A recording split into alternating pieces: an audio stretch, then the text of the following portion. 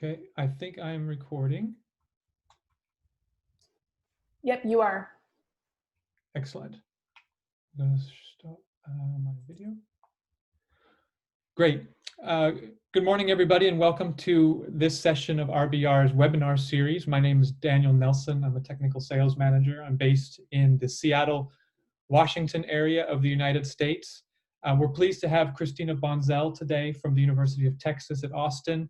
She's a project manager with the LTER program based at the Beaufort Lagoons in the North Slope of Alaska.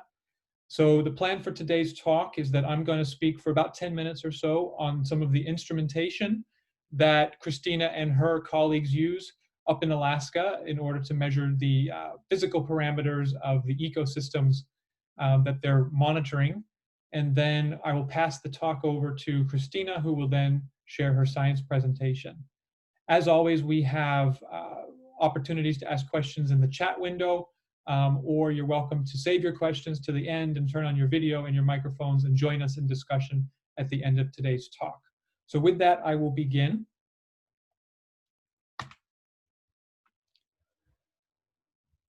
RBR is a manufacturer of oceanographic instruments. We make sensors, so we make instruments that directly monitor the physical and chemical properties of the ocean. These sensors include conductivity, temperature, pressure. We make a dissolved oxygen sensor that's pictured here.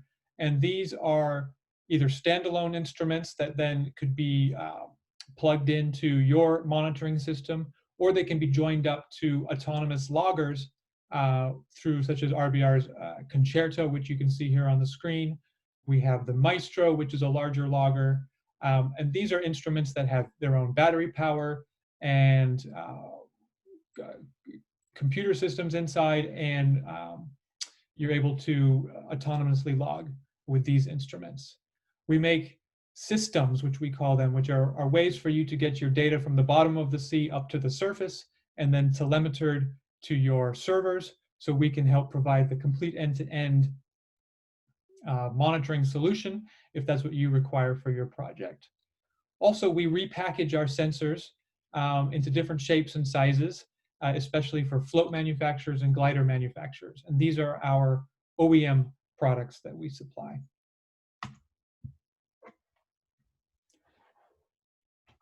As you can see, we make a variety of instruments that are ranging from compact loggers and sensors to much larger multi-parameter instruments. Christina and her colleagues at the LTER program use quite a few of our CTDs, but they also use our depth and temperature loggers. And I just wanted to point out a few things on this screen here that will help explain kind of what they're using. We make two different types, we make several different form factors of the conductivity cell.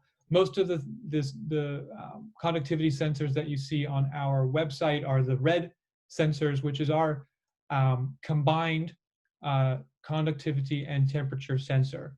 So as you can see, there's a little gap in the sensor off to the left, and in there is our thermistor. The temperature sensor itself has two different response times. So you can have it either have a time constant of 1 second or 1/10 of a second. And that's used based on the different applications that you're doing, whether you're profiling or moored in your monitoring. Often, if you're just getting a CTD with our standard thermistor and you're looking to just do a moored project, you might end up getting the black conductivity sensor, which is our original conductivity sensor. It's shown on the upper left-hand screen. It's got the exact same specifications as the red one. It's just a different form factor. And it's got the flat surface on the top, which makes it a bit easier to wipe off if there's any growth or any fouling that has come on there. And then additionally, the pressure sensor for the CTDs is the circular part at the top of the sensor end cap there that you can see in the photo. We make deep versions of most of our instruments. So these are instruments with titanium housings. The conductivity sensor itself would have a different material and a different thickness if you were going down to either 2000 or 4000 dbar, but that's what those instruments look like. And then as mentioned earlier, we repackage our sensor technology into different form factors, and off to the right is the rbr-global, which is our CTD system for gliders. And basically, it mounts into the hull or the fairing of a glider, and it can either be a standalone CTD, or you can have it be a sensor hub where you would connect up to 2 additional sensors as part of an integrated glider system. That's the rbr-global.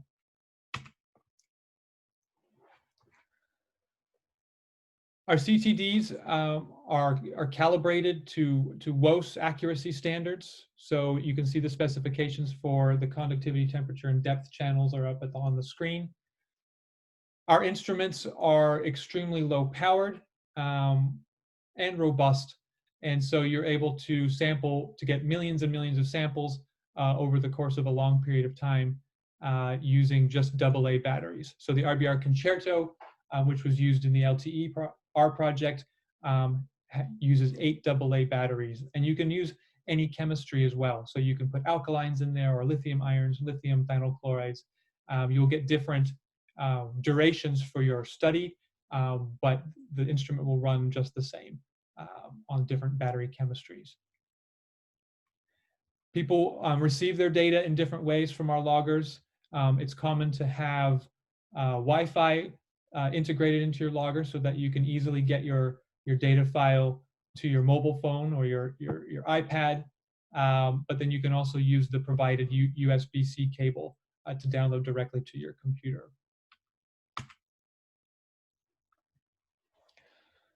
One of the benefits that Christina and her colleagues saw with the RBR technology in the lagoons, which are very shallow, silty locations up in the Arctic, is that they were able to get really high accuracy conductivity readings in highly turbid environments. So I wanted to explain a little bit about how our conductivity technology works, our conductivity sensor works, and some of the advantages of that in those kinds of environments.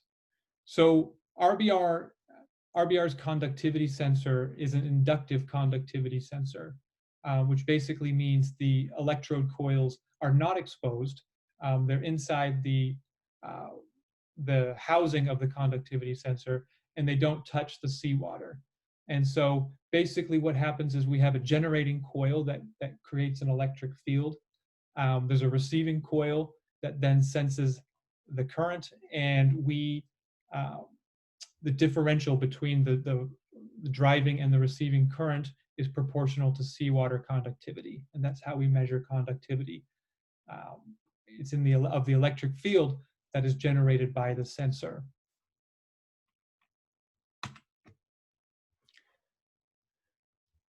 Our sensor's got a different shape to electrode-based conductivity sensors, and basically it's got what we call the low aspect ratio, which basically means it's short and stout.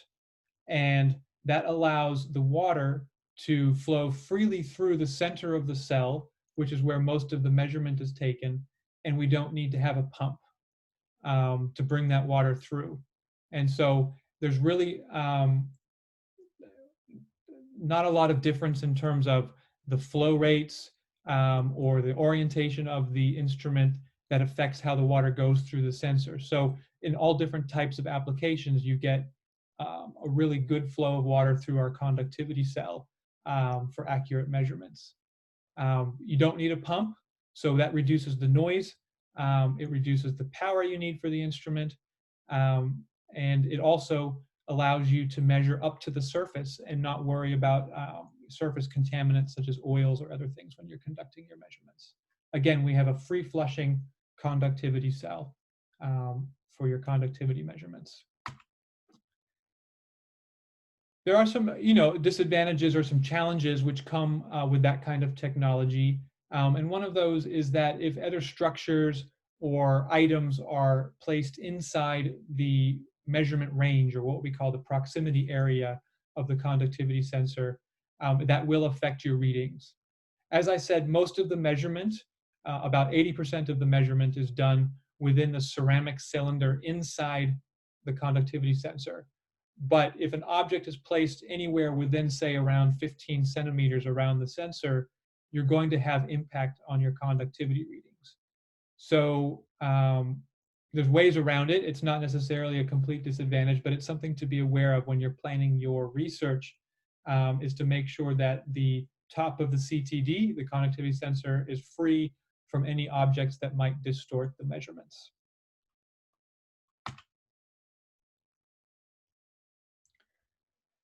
This is kind of a repeat of what I just said.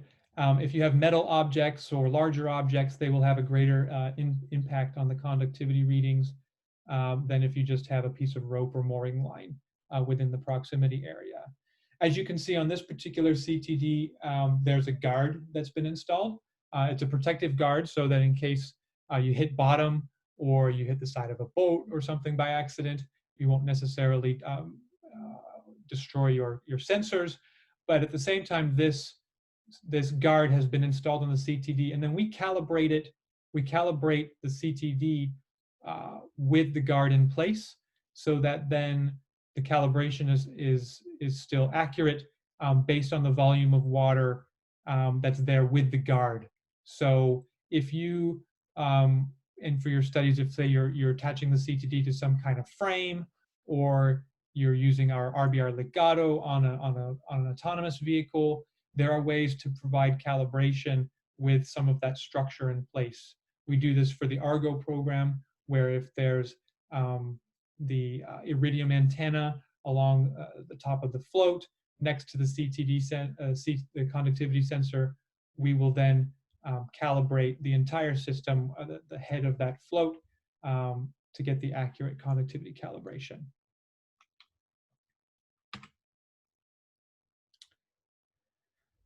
We often, at RBR, we often get asked, like, oh, if I do stick a mooring line, what's going to be the impact on my readings? You know, how much does it actually affect the conductivity sensor? And so we wanted to just have a few numbers to explain kind of how the impact works. And as you can see here in this slide, we've got mooring line clamps of two different lengths. We've got one that's 7.5 centimeters and one that's 15 centimeters. Again, 15 centimeters is kind of the safe zone, as we've been talking about. And you can see the different effects of this particular steel jacketed mooring line on this CTD. Just talking about the one that's close in at 7.5 centimeters, you can see that there was an error in the conductivity reading of about 2.3 millipsu, which is still within our stated specs on our data sheet. So again, we're trying to be safer than sorry when we talk about the specs, but we want to let you know that there is a bit of an impact, but depending on the requirements of your research, it may not impact the accuracy requirements that you need to achieve. And with that, I'm going to turn the presentation over to Christina, and we're really excited to hear about her program that she works in, and also the science and the data quality that she deals with. Yeah, great. Thanks, Dan. Let me stop sharing. So let's see. Okay, I just want to confirm that you all can see this in presenter mode. It looks great. Great, okay. Hi, everyone. Thanks for being here. I'm excited today to talk about just one component of the Beaufort Lagoon ecosystem's long-term ecological research program. We are a large multi-institution, multidisciplinary research program. So what I'm talking about today is just one facet of that. So like I said, we're a group of 12 lab groups over 6 universities, trying to cover about 500 miles of coastline on the North Slope of Alaska. We're part of the larger LTER network funded by NSF, which is a couple dozen long-term ecology research programs that study everything, you know, from deserts to coral reefs to forests to us, the most northern LTER in the Arctic. To orient everyone on where we conduct our research. So we're on the north slope of Alaska, and we focus our research efforts on 3 different nodes on the north slope. So we study Elson Lagoon over by Utqiagvik. We study Simpson Lagoon and Stephenson Sound over in Prudhoe Bay. And then to the east, we study Kaktovik and Jago Lagoons next to the community of Kaktovik. And the main research question that's really driving this entire program is, how does seasonality connect to ecosystem resilience? How is ecosystem function and food web structure maintained despite or because of these large seasonal fluctuations that we see in the Arctic?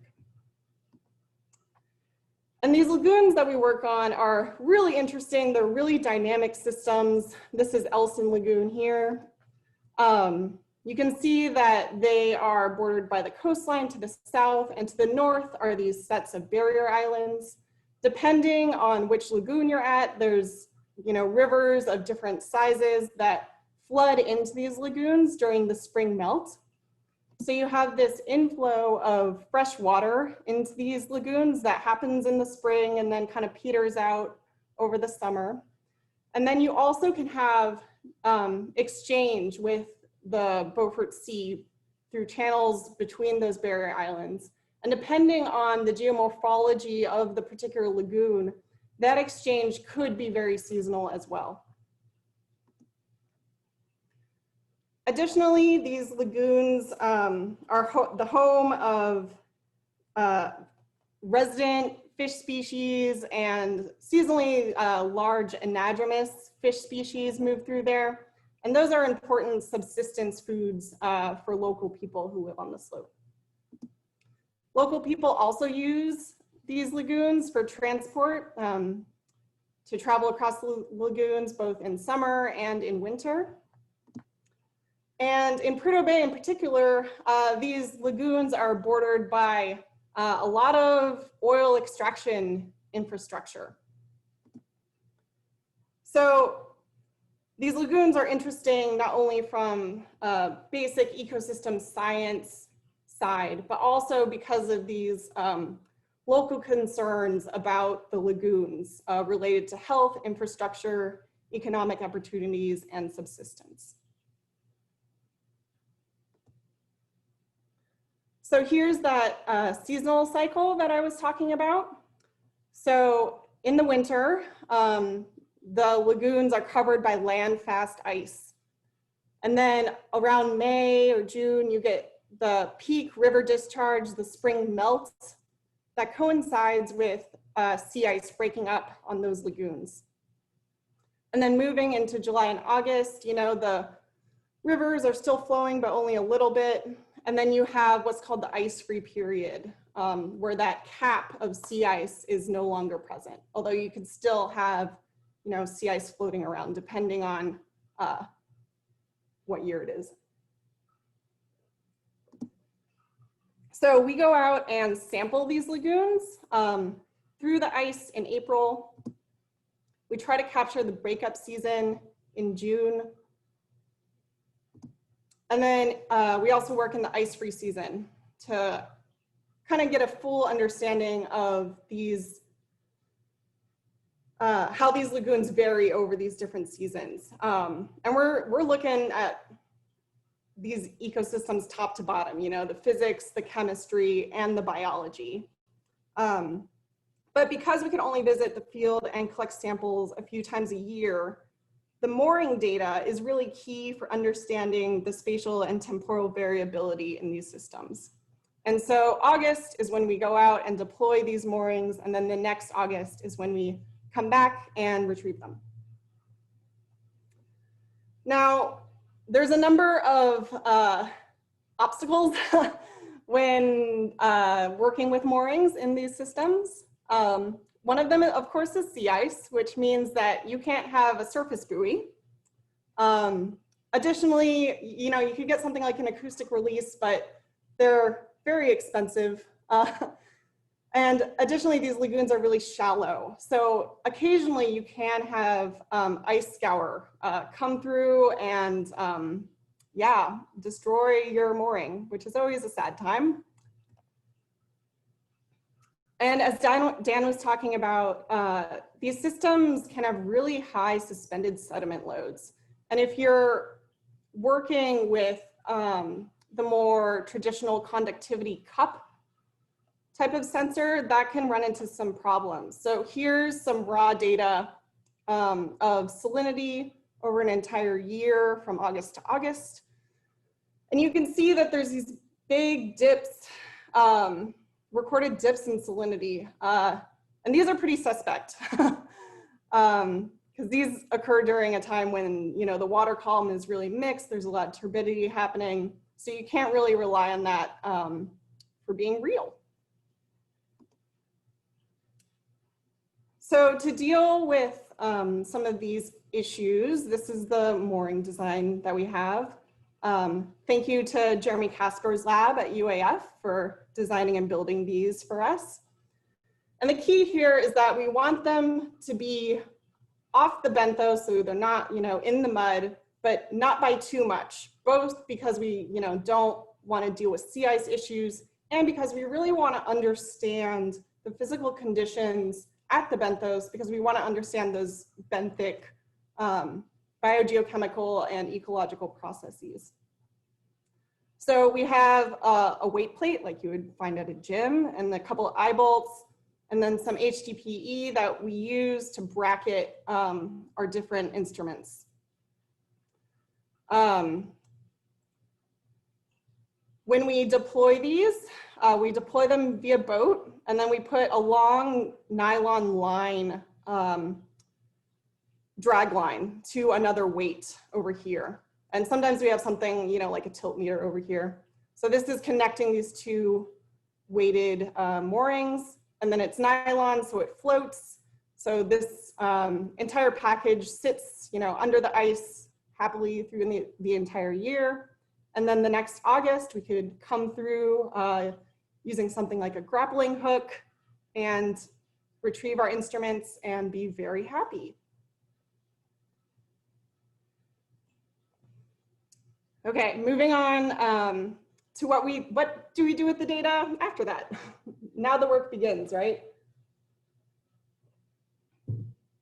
So as Dan mentioned, we do our QA/QC in R. R is free, which is great. Also, a lot of us come from ecology backgrounds, so it's the software that we're more familiar and comfortable with. For our purposes, we created this custom R package called In Situ. This was created by myself and our information manager, Ann Nguyen. And if you want to check it out, here's the GitHub address. Here's how you can install it into R.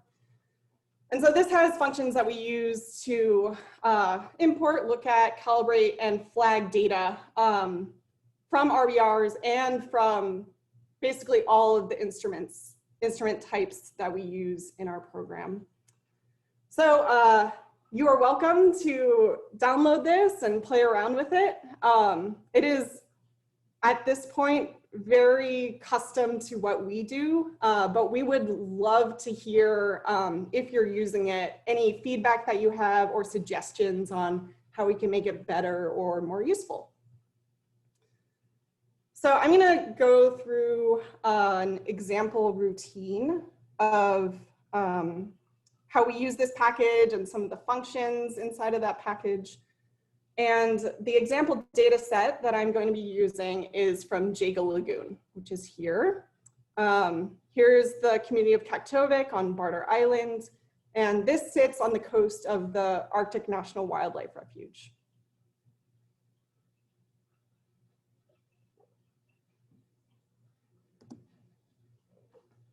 So to get us oriented here, you download the data, and then this is the data looks like.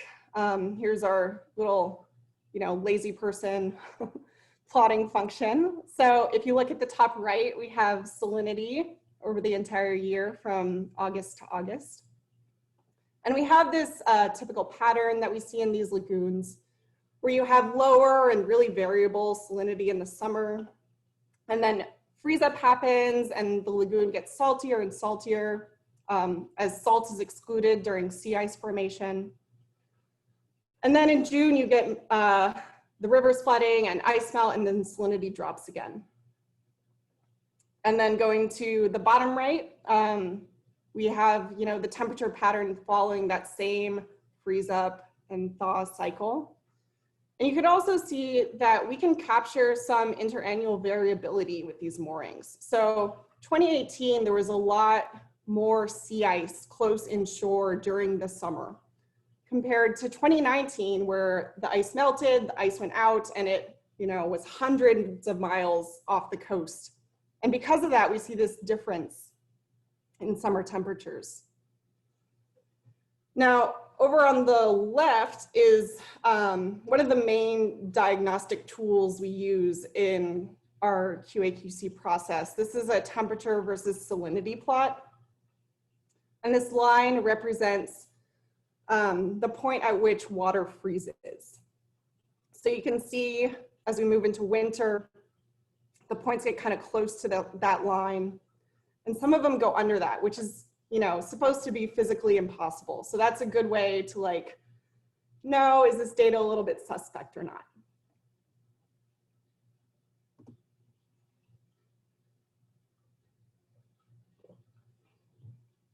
We then use an algorithm that detects points beneath that line to flag our data.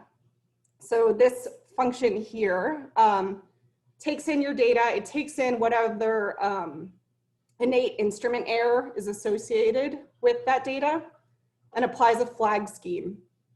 If you're familiar with R, this can go into a tidy pipeline and you can use it in as a mapped function as well. And you can see that this function has gone in and it has deemed that these points are beneath that freezing line and it has flagged them.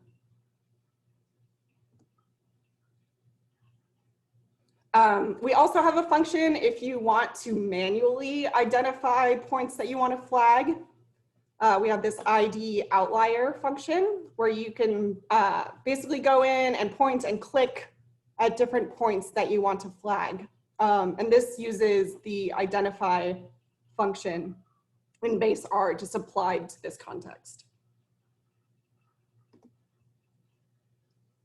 And so in the end, after you've done this to all of our different lagoons, all of our different moorings, we have all of our data flagged and ready to submit into a repository. And you can see, some of these lagoons, some of these moorings had more things to flag than others.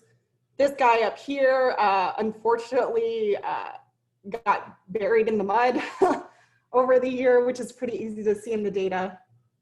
And just for transparency, not all of these are from RBR instruments.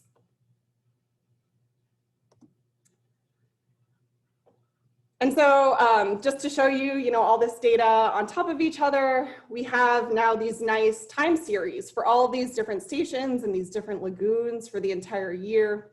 And you can do things like compare these different lagoons spatially and think about, how the geomorphology is different.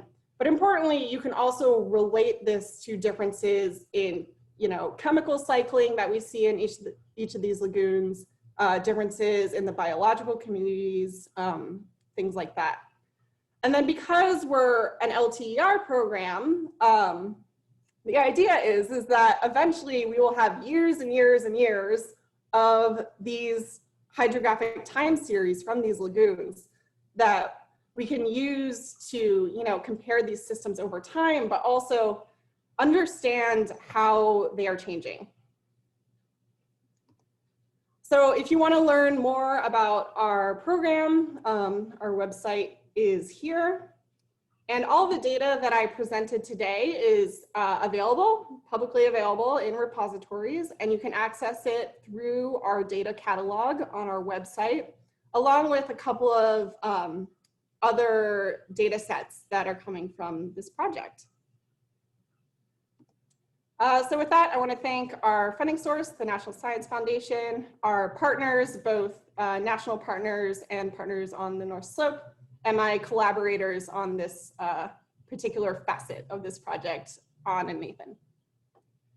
And with that, I will take any questions. That was great, Christina. Thanks so much. We appreciate that. I have a bunch of questions, but I'd like to leave it open to the crowd. We have a nice group here with us today. Does anybody have any questions either for myself regarding RBR technology or for Christina regarding their research? Actually, I have a quick question. And I'm not sure, Christina, if you mentioned at what depth you had the sensors in these lagoons. Yeah, so it varies by lagoon because the lagoons are different depths. We try to put them at the deepest part in the lagoon. Okay. So I believe that our deepest one is at about 5 meters, and then our shallowest one, I think, is about 3.5 meters. Mm-hmm. Yeah. Perfect. So okay. Pretty shallow. Yes, very shallow. Yeah. Just a follow-up question to that. When you have the nylon line and the 2 different weights, how do you find your moorings without a buoy or anything like that? Yeah, we, over the years before this project, got really good at taking very accurate GPS points. Okay. And then, you know which way that line is lying. So say it's lying east to west. So then you just, drag north to south going between those points. Yeah. And hope you hit something, huh? Yeah. Yep. Cross your fingers. Yeah. When you pull up the instruments, what condition do you find them in? Oh yeah. So because we're working in the Arctic in these really rather inhospitable conditions, dark, cold, full of sediment, biofouling isn't really a problem, even though we deploy them for a year. Like sometimes you get hydroids growing on them, but it's never a lot of biomass. It's nothing compared to what you'd see in more temperate areas. So that's, key to having these data be accurate is, the slow rate of growth up there. Gotcha. No, that's one of my questions. Anybody else have some questions? Yeah, I have a question. Hi, it's Dustin Whalen from NRCan. Hi. Hi, did you look at turbidity in comparison to how the temperature and salinity move? Yeah, so right now we don't have turbidity sensors on our instruments. We do have PAR sensors in some of our lagoons that can give us some of the idea, but only when the ice is out. But that's definitely a missing part of this puzzle, is understanding how that turbidity relates to those conductivity readings.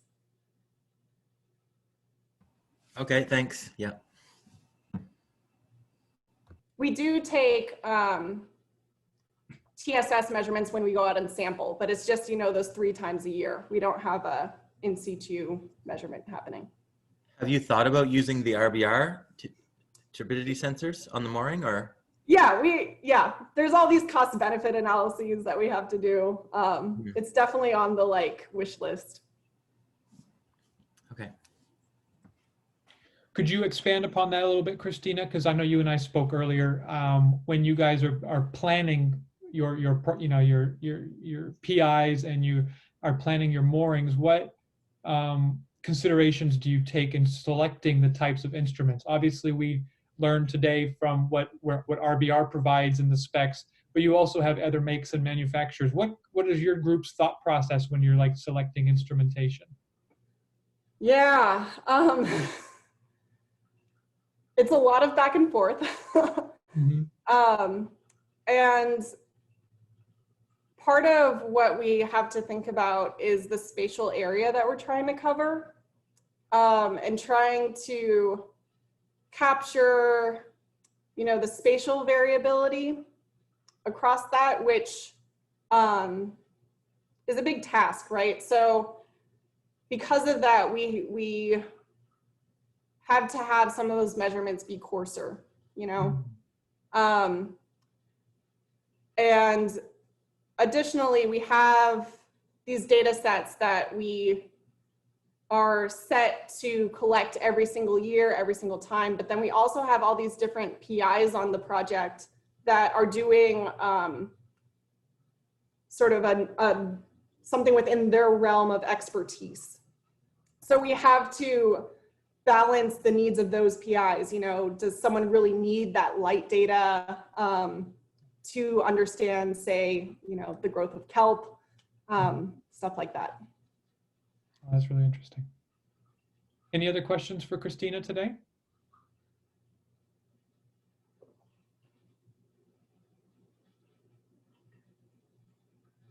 Well, I think with that, I think we'll end the session. Christina, thank you so much for joining us. RBR is glad to have you. And we appreciate you and your colleagues preparing this info for us today. And we know we'll get quite a few views on YouTube in the following weeks. And so, but I hope everybody in the audience enjoyed themselves and learned something today. So thanks. Yeah, and if anyone has any further questions, feel free to reach out to me. Thanks for having me. Great. Talk to you soon. Thanks so much. Bye, everyone. Bye. Thanks. Bye-bye.